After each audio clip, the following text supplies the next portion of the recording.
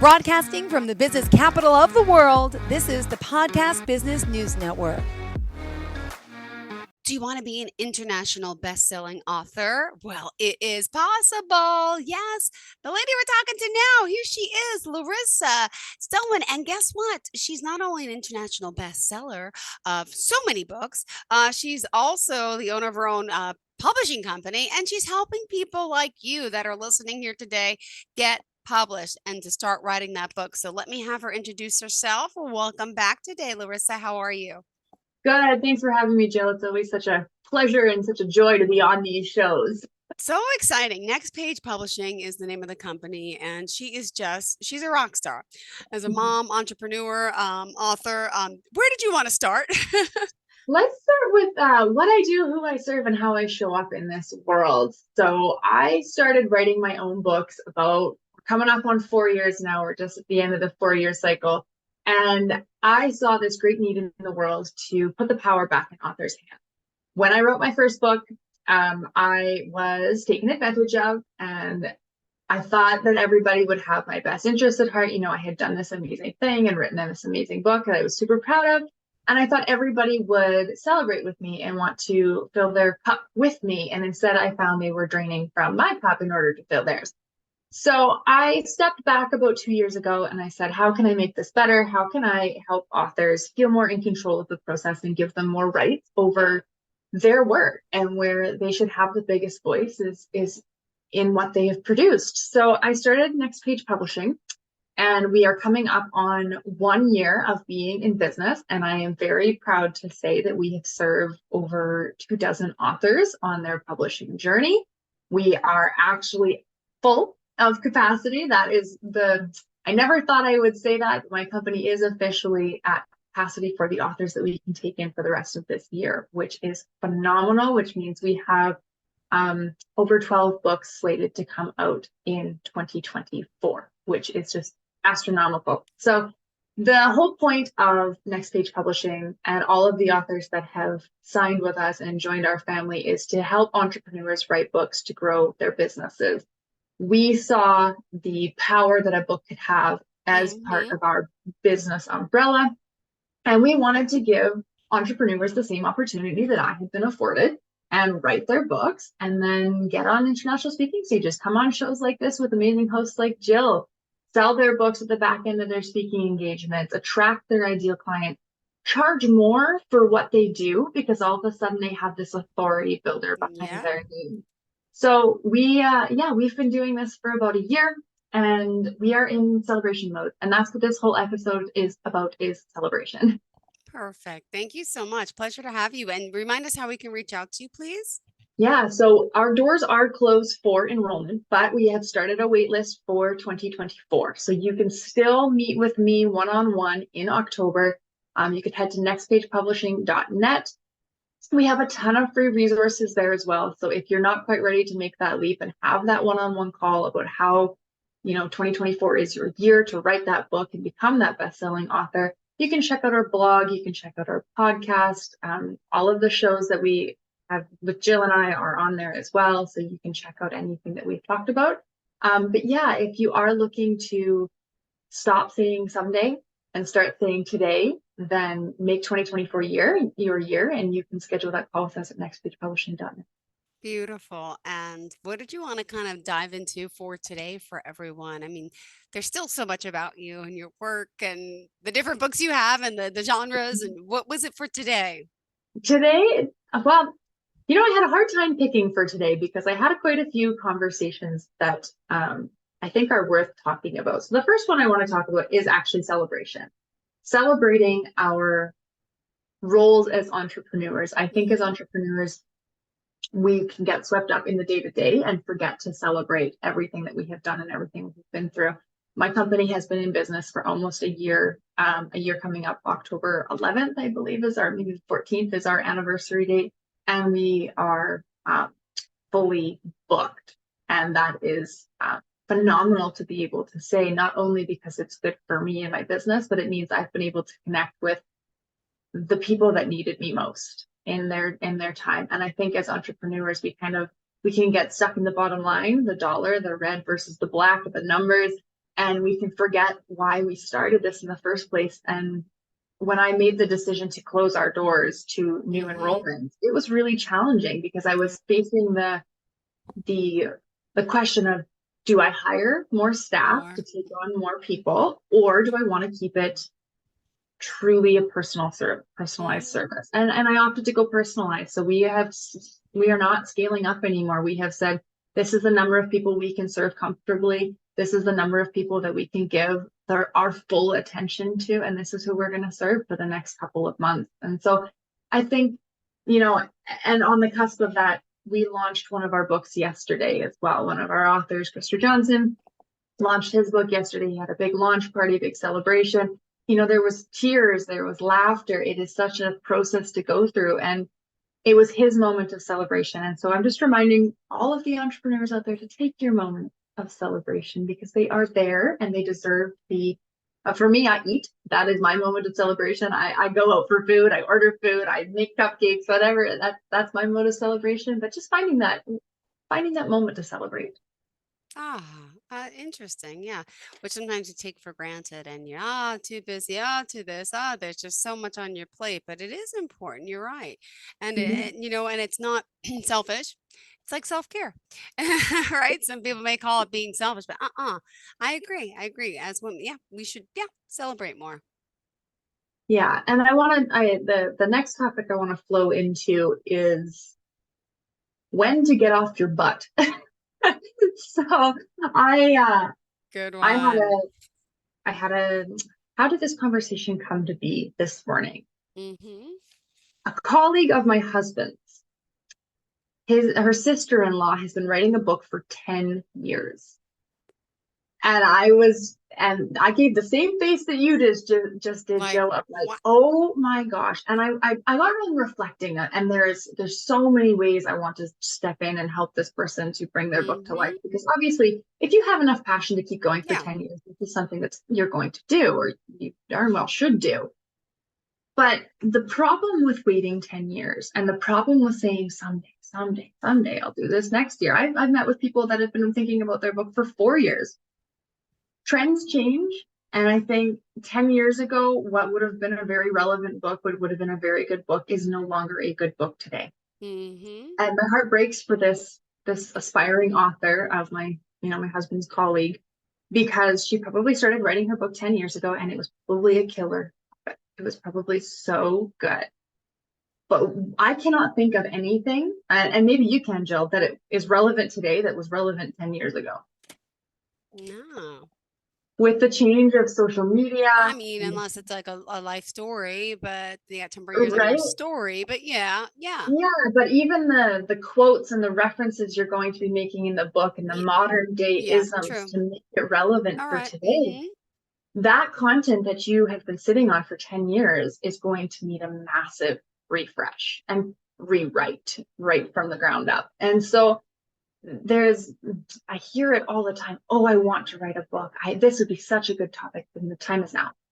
If it is a good topic now, you need to write about it now, because it means the world is looking for it now. If you wait 5-10 years, that topic is going to be hashed out, dead, or gone.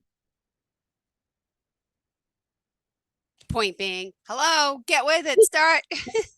Yeah, exactly. Right. Like, there's so many reasons that we can get in our own way and stop ourselves from doing it. We can say there's too many topics, there's too many books on my topic already. I don't have enough experience. I haven't read enough. But your voice, your style, your teachings are so unique to you that the time is now.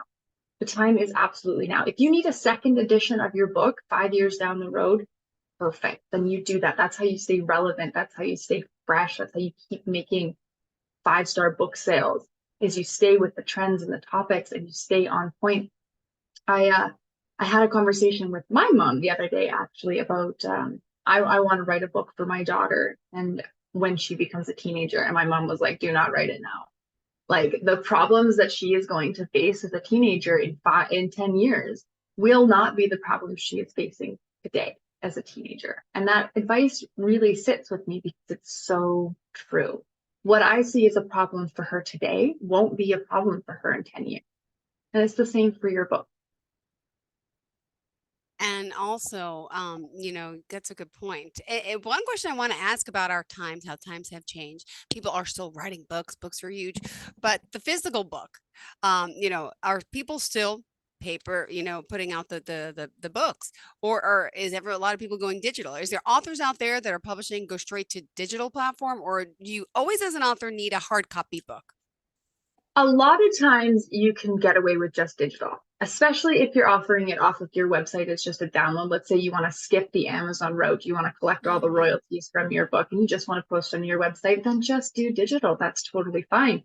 But you need to understand that there is a population you won't be reaching. There is Yeah, that the older hands on. generation that Hmm. likes to hold the book and read and flip through the pages. So it is important that we understand that if we don't cater to both, then we're not going to get both, and that's okay. Maybe you don't want the generation that wants to hold the book. You want someone that's paperless and fast and digital and likes immediate gratification and doesn't want to wait for their book. Then just go the digital route. I'm speaking from experience. I relaunched my first sci-fi book 2 weeks ago, and I only put it up as an EPUB, and only a Kindle downloadable book, Okay. because I needed to do some work on the paperback version. Hmm. I needed the new cover and all this stuff, and I sold 50 copies as an ebook. Wow. So, and then I'm in the process of updating the paperback, and I expect to see very similar results. The people that have been waiting are going to be eager to get the paperback version. So it just depends on who you're willing to sell to and who you want to attract. Well, that's another thing too. You got to know your audience. A lot of people don't understand that concept. When you work with people, it's one of the things specifically, right? Because Mhm. can you just write to write? Or Yeah, of course you can. There's so much therapy in writing, but okay, but can if you you want to write to become an sell? international best-selling author, do you need Yeah, to can do you more? write to sell? There's like a third chain in there. No, you have to, if you want to sell out of your book, if you want to have it as part of your business funnel, you need to be writing very intentionally. You need to understand exactly what language your ideal audience is using, where they're hanging out, what book format they like to read in. In our programs, we always give the authors both the EPUB, the Kindle version, and the paperback version, so that they can do with them what they please. But there are a lot of people that they just want to have this as a freebie on their website. And Hmm. so just do a PDF, or yeah, just do a PDF download at that point. All right. All right, Larissa, remind us how we could reach you. Yeah. So again, if you are ready to um, join that waiting list, I still can't believe I'm saying that. Join that waiting list for Aw. 2024. You can reach out to us at nextpagepublishing.net. Our calendars are filling up very quickly for October, which is fabulous. And then we're going to be enrolling again starting in December. So if you want to have that conversation of who are you writing to, understanding, even getting down into the specifics. Our newest client joined us 2 weeks ago, and he had an age range of his clients from 25 to 60. And I said, absolutely not. You cannot talk to a 25-year-old the way you would talk to a 60-year-old. It just does not work like that. So to have, if you're looking to have someone on your side that can point out those inconsistencies in your approach to your business, to your marketing plan, to how you want this book to come into the world, then we have that conversation. And like I said, get you on that waiting list for 2024. Awesome. Thanks so much. Okay, let's continue. Again, now your work, you became an author because your initial inspiration, could you just share that with us? How it Yeah. all started and then just the downfall, the trickle effect into, I'm just going to have my own publishing company too. But could you share what brought you into writing? Yeah, so I think I told this to my husband. I think my major defect in life is the ability that I think I can do it all. And I think that a lot of people, a lot of entrepreneurs have that. Like they look at something and they go, I can do that. That was pretty much Hmm. my approach to writing a book. I accidentally started writing The Defender, and I have the one of the few hard copies that exists in the world here. And I sat down one day because I was depressed and sad and I needed an escape from my reality. And I started writing a sci fi book. And I got about 10,000 words in and I said, this is bigger than I thought it was going to be. And it was at that point I realized I was accidentally writing a book. And that's my author bio on Amazon too. Like, when I accidentally wrote a book, because a lot of people think you have to do these things for years and it has to take, thousands of hours of your time, and it doesn't. Sometimes it can just flow. And especially when you partner with the right people, the people that are going to lift you up and they're going to be there with you and talk through these things, the book can just flow. Another client that we have that started with us this month, she wanted to wait until middle of October to start. And my challenge to her was, well, why are you waiting? Yeah. What's going to be different for you middle of October? So we ended up enrolling her early September. And she said to me on our Tuesday weekly check-in, she said, look how far I've come. She's already on chapter 1. She's 4 weeks in. And she said, look how far I've come. If I had waited, I would be on ground zero still. I am, she's into chapter 2 now. Wow. And she's already made so much progress. And that was the same for me. I look back at the Defender and I think, look how far I've come in the, now it's been 3-4 years that I've been writing, but I have, oh my goodness, how many books do I have, Jill? I have 3 children's books. I have the sci-fi book that's out. I have a collaboration book that's out. How to write a book. I think I'm upwards of, I've written about 10 novels, 5 of which have been published. Oh, can I still ask you, could I still have that to learn how to write the book? Yeah, I yeah. want that, please. This month has been nuts, and it is on my to-do list. My Don't sticky notes that worry. I I keep get it. moving I and get moving it. But around my desk. look, It's I don't have you. much time to read a book right now either, but I I know, want to yeah. read it. Don't forget about me. I have not forgotten about you. You and other people are on my list. So if those other people are listening, it is coming. I promise you the book is coming. I'm just being slow. But it's not being slow. It's being thoughtful about where I'm putting my time and Exactly. being conscious of where my energy is going. And it's going into helping these authors feel the same way that I felt, or I should have felt when I published my first book. Like I said, I was rather disappointed. And that is the reason I had to relaunch The Defender, because it didn't work out between me and the publishing company that I had hired to help me with it, which means I lost all of the reviews that I got for this book. It means I had to redo the cover art that I paid for because they wouldn't give it to me unless I paid more money. It was, it's a heartbreaking process when that first book is such a letdown. And I pat myself on the back for sticking to it and saying I can do better. I can help people do better. And I think, this book that launched yesterday, Krister's book, is a testament to doing better. Yeah. Is a testament to how good it can feel when you have the right people on your team and the right people to celebrate and lift you up. Like I said, Krister he's a straight shot kind of guy. He tells it like it is. His book reads like that. It's got swear words. It's got his personality through and through. And he was crying in our launch party because it just felt so good to have his work recognized and to be seen so thoroughly by someone that helps you write something so personal. And I do want to share he was asked at the very end of his launch party, what was the hardest part about writing a book? And it's so funny. That's when I asked him on my podcast too, like, what advice do you have, kind of a thing. And he said Larissa's edits. And I was like, oh, that can't be good.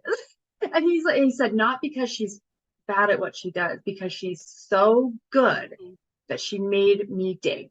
She made me dig deeper. She made my book better because I had to put more of my heart and soul into the book. And that moved me to tears. And it was just like, oh my gosh. And that's exactly why again, we're closing our doors, is because I need to give that to every single author that comes through our doors. I need to give them that level of commitment and service and attention so that they all walk away saying the worst and best part was Larissa's editing. Yeah, right. Oh, beautiful. And by the way, what are the titles of the children's books, by the way? The titles of the children's books, so they are all based on social themes of some sort. So the first one is The Candy Kerfuffle, and it's based on racial issues amongst children. And so they're jelly beans. They are different colored jelly beans, and they live in a candy store.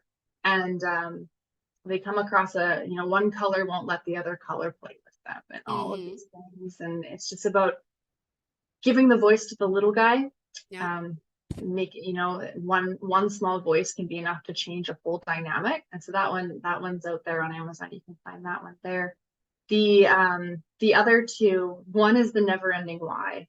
And I wrote it when my daughter was about 2.5, 3. And I thought, Jill, you can attest to this, you have children. I thought that would be the peak of the why. Like, I thought I was on all fronts handling the never ending why. Mm-hmm. It got so much worse.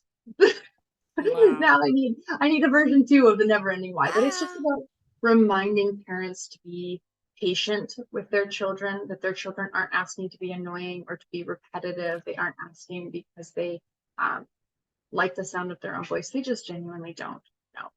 And so they're asking, and it's your opportunity to share your view of the world with them and to even question things yourself. So that's the never ending why. And then the third one is probably the most near and dear to my heart. Mommy is having a sad day. And I wrote it when I was coming out of my depression. I would say I was on the tail end of coming out of it, and I needed a way to talk to my daughter about my emotion and what I was feeling. We were pretty good at talking about her big emotions and her tantrums because they were so visible, on the puff of their sleeves. But it was, how do I talk to my daughter about how I'm feeling? What does it mean when I say I can't do something because I'm sad?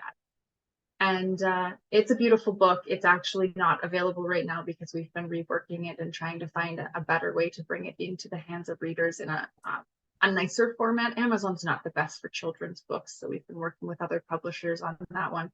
But that one is very special. That one is very special. It's kind of my testament to a hard time in my life and a lot of growth between me and my daughter. Oh, beautiful. And we still got 3 minutes left. What else did you want to add before we go today? Yeah, so what do I want to add? I want to add that every book has a reason and every book has a why. Like you just asked me about, 4 of my books that are all very personal to me, my sci-fi, and then my first 3 children's books. Every book has a why. And if we come back to that why, like if you're on the cusp of writing it, if you're still saying someday I'll write a book, someday I'll do this, come back to that why. Come back to that. What does this book mean to you as a person, as an individual? What legacy are you trying to leave? What permission are you trying to give the world, to your children, to your parents? I've had clients, and bless her heart, I think of her every time I tell this story. She wanted to write her book as a stick it to her mom, prove to her mom that she could do it. And I was like, that is an amazing why. And of course there's more to it, but understanding that deep why behind your book will help you move through that someday. Someday I will do this.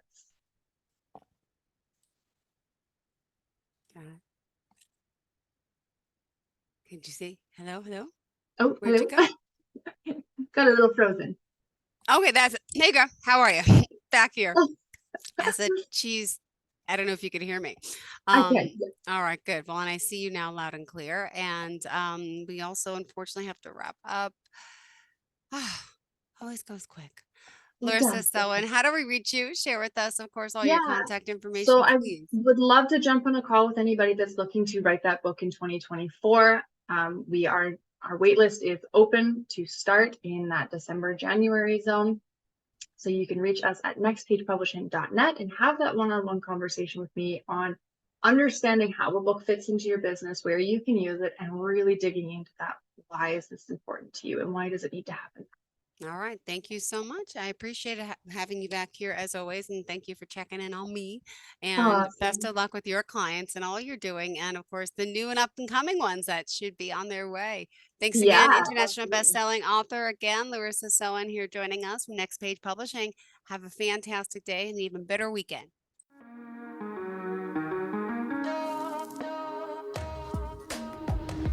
Broadcasting from the business capital of the world, this is the Podcast Business News Network. For nearly 2,000 severely injured veterans, everyday life has become filled with barriers. Day-to-day simple tasks can become pretty daunting. I have to carry my chair up 2 flights of steps or have somebody do it for me. What scares me the most is just the falling.